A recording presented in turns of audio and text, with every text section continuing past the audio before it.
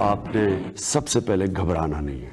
बाहसियत कौम हम इसका मुकाबला करेंगे। जो हमारे प्राइम मिनिस्टर हैं वो रशिया जा रहे हैं और हमने तो अभी तक देखा कि उनकी तो मुलाकात भी नहीं हुई वहां पर चाइना में, तो ये अचानक से कैसे हो गया?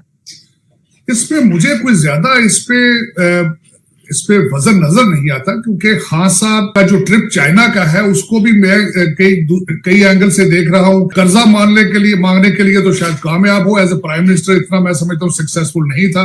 उनकी रिसेप्शन जो थी वो कोल्ड थी, वहां पे उन्होंने इतना वार्म नहीं किया। और जो रशिया है वो यूक्रेन में इस वक्त इतना बिजी है अपने डिप्लोमेटिक फ्रंट पे और मिलिटरीली, तो मेरे ख्याल में इन चीजों के तराजर से अगर देखा जाए तो Pakistan is nowhere on the radar of Russia. और अगर आप एक मिनट के लिए ये सोचें कि पुतिन के साथ खान साहब बैठेंगे तो क्या देने के काबिल होंगे उनको, वो क्या लेने के काबिल होंगे। यहां तक तो मैंने सुना है कि ये काजाकिस्तान और रशिया से भी पैसे मांगना चाहते हैं, कर्जा लेना चाहते हैं, लेकिन इन रिटर्न जो है वो रशिया क्या ले सकेगा इनसे। पुतिन का क्या इंटरेस्ट हो सकता है इस वक्त इमरान खान साहब के साथ, जबकि अमेरिका भी कोल्ड शोल्डर है, चाइना आपसे नाराज है सी पैक पे, और अंडर गिवन सर्कमस्टांसेस लेटली अभी रशिया ने S-400 इंडिया को दिया है और इंडिया प्रेशर भी है उनके ऊपर के खान साहब को ना मिला जाए, पाकिस्तान के साथ डील ना की जाए। मैं यहां पर यह भी बताना चाहूंगा कि आपकी इंडियन लॉबी जब भी यूरोप में किसी मुल्क से अपने रवाबत बढ़ाते हैं या असला खरीदते हैं तो साथ ही उनकी ये भी कंडीशन होती है कि to give a cold shoulder to Pakistan, और वो अपनी डिप्लोमेसी में कामयाब है काफी हद तक। मुझे तो ये सिर्फ एक पॉलिटिकल ऑक्सीजन गेन करने के लिए एक ब्लफ नजर आता है, इससे ज्यादा नहीं है।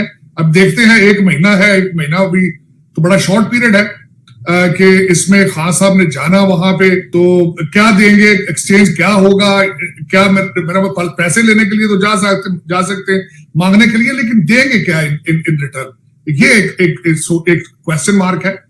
लेकिन ये कि बदलती सूरत हाल में कोई पता नहीं है, क्योंकि इस वक्त जिस तरीके से ये चाइना गए हैं, अमेरिका को स्नब किया इन्होंने, हो सकता है कि पुतिन साहब की ख्वाहिश हो कि पाकिस्तानी प्राइम मिनिस्टर वहां जाए अमेरिका को स्नब करने के लिए। और जिस तरीके से आपको पता है कि ज्यादातर ममालिक ने चाइना में भी बायकॉट किया था चाइना का, और उनको जरूरत थी बंदों की, तो इन सर्कमस्टांसेस में हो सकता है कि रशिया भी थोड़ा सा ये बताना चाहे दुनिया को या खासकर अमेरिका को कि we still have allies and we are still a player. इससे ज्यादा मेरे ख्याल में खान साहब के पास देने के लिए कुछ भी नहीं है, पाकिस्तान के पास देने के लिए कुछ नहीं है, बल्कि लेने के लिए तैयार है। खान साहब का आपको पता ही है, चाइना, रशिया और काजाकिस्तान इन तीनों से पैसे मांग रहे हैं। खान साहब निकलेंगे तो पीछे से चीजें हिलनी शुरू हो जाएगी। सबसे पहला तो रिटर्न यही है, शहबाज शरीफ साहब और अफेयर्स पार्टी बड़े अरसे बाद इकट्ठी हुई। उसके बाद जो रिसेंट है कि काफ लीग जो है वो भी काफी अरसे से नाराज थे, और इनमें खान साहब के लिए न्यूज ये है कि आपने जो इकट्ठे किए हुए थे लोग वो सब भागना शुरू हो चुके हैं। इस वक्त ना सिर्फ काफ लीग जो है वो मुलाकात कर रही है जरदारी साहब से, दूसरा जो एक इसमें एक एंगल आ रहा है कि MQM जो है उनके पास 2 वजारतें हैं, लेकिन उनके तहफुजात हैं। वो एक वजारत जो है लॉ मिनिस्ट्री, वो समझते हैं ये हमारी नहीं है, थर्ड पार्टी की है, और वो उनकी ख्वाहिश है कि जो एक वजारत टूटी फूटी है उसको भी छोड़ दिया जाए। एक तो दूसरी चीज ये आ रही है। तीसरा, बलोचिस्तान से जो एक मिनिस्ट्री उनको दी गई है, इस वक्त आपके सेनेट के चेयरमैन है, इंटरेस्टेड है कि किसी पख्तून को भी एक मिनिस्ट्री दी जाए। जुबैदा जलाल एक मिनिस्ट्री उनके पास है, लेकिन दे आर नॉट सेटिस्फाइड उस पर।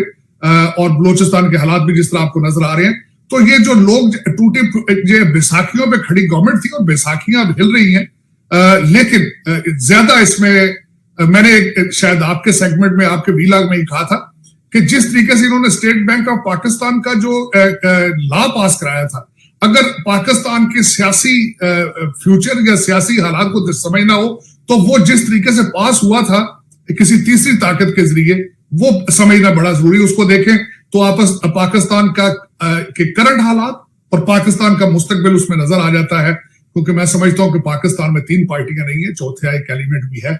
उसके बगैर जो है वो आपके सियासतदान जो है जिस तरह की डील होती है, जिस तरह की चीजें बनाते हैं, उसके बगैर वो नहीं कर सकते।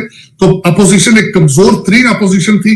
मैं सबसे बड़ा ये अपोजिशन का जो अदम एतमाद का लेके आने का है, उसको मैं एक और चीज से भी डिफाइन करूंगा कि देखें, सेनेट में मेजॉरिटी नून लीग की है, लेकिन नून लीग का हिस्ब इख्तिलाफ का चेयरमैन भी नहीं है उनका।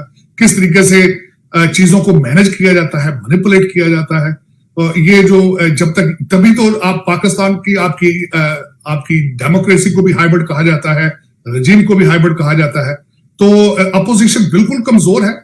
और तीसरा, मैं जो आप बता रही थी कि अगले 48 घंटे या अगले 2 महीने, मैं तो 2 महीने कहूंगा, कहते हैं कि फरवरी या मार्च में अगर कुछ ना हुआ तो फिर कुछ नहीं होगा। वो क्यों?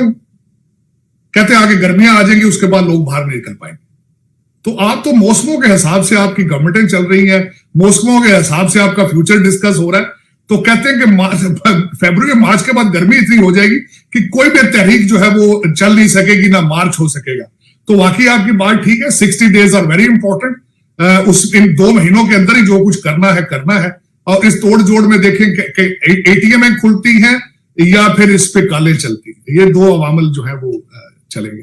कि वो मैंने आपको कहा था ना कि जिस तरीके से वो स्टेट बैंक ऑफ पाकिस्तान का जो लॉ पास कराया, जिस तरीके से एक तीसरी ताकत ने, तो अगर तो वो तीसरी ताकत जिस तरह शेख रशीद साहब ने फरमाया था कि हमारे सर पे हाथ रख के जो लाए थे, वो अगर साथ रहे तो फिर हर चीज चलेगी, और अगर वो हाथ किसी और के पास चला गया तो फिर कोई और आ जाएगा। ये तो एक अंडरस्टूड सी बात है। मूवमेंट पाकिस्तान, इमरान खान साहब की गवर्नमेंट जो थी वो तो इतनी इंतहाई कमजोर थी, जिस तरीके से आपको पता है इनकी जो कौमी असम्बली में इनकी अक्सरियत है, जिस तरीके से ये सेनेट के इनके हालात हैं, जिस तरीके से ऑर्डिनेंस के जरिए इन्होंने अपनी गवर्नमेंट को चलाया, जिस तरीके से इन्होंने प्रेसिडेंशियल ऑर्डिनेंस के जरिए, तो उसमें तो कोई ढकी छुपी बात नहीं है कि अब देखें क्या होता है। जो रिसेंट एक जिस तरह आपने कहा जलसों का इन्होंने किया है, एक और उसी तनाजर से खबर है, अली अमीन गंडापुर साहब के भाई को जो नाअहल करार दिया गया है। अब उसमें मेरी मिली जुली ओपिनियन ये है कि एक मैसेज तो खान साहब को ये दिया है उन्होंने, जिस तरह आपने कहा कि जलसों के बारे में कि you have to be very careful, एक सिग्नल दिया उनको कि ध्यान से जरा करना है, कि हर जलसे में जाके जिस तरीके से केपीके में कहा जाता था, हमारे स्पीकर साहब असद कैसर साहब जाके बयान देते रहे थे कि मेरे पास इतना पैसा मौजूद है और सिर्फ जीतने वालों को दिया जाएगा तरक्याती फंडों में। तो इन चीजों में, और अली अमीन गंडापुर साहब के बारे में जो इलेक्शन कमीशन के ओपिनियन थी कश्मीर में, और उसके बाद उन्हें मना किया गया था, लेकिन खान साहब फिर उनको साथ लेके जाते रहे। और जिस तरीके से खान साहब ने खुद इलेक्शन कमीशन रूल्स की खिलाफ वर्जियां की पेशावर में जाके, तो एक तो सिग्नल उनको ये दिया गया कि अगर बलदियाती इलेक्शंस में आपने चीजों को अपने की वायलेशन की, अपने इलेक्शन कमीशन के रूल्स की, तो we will have a tough stand on it.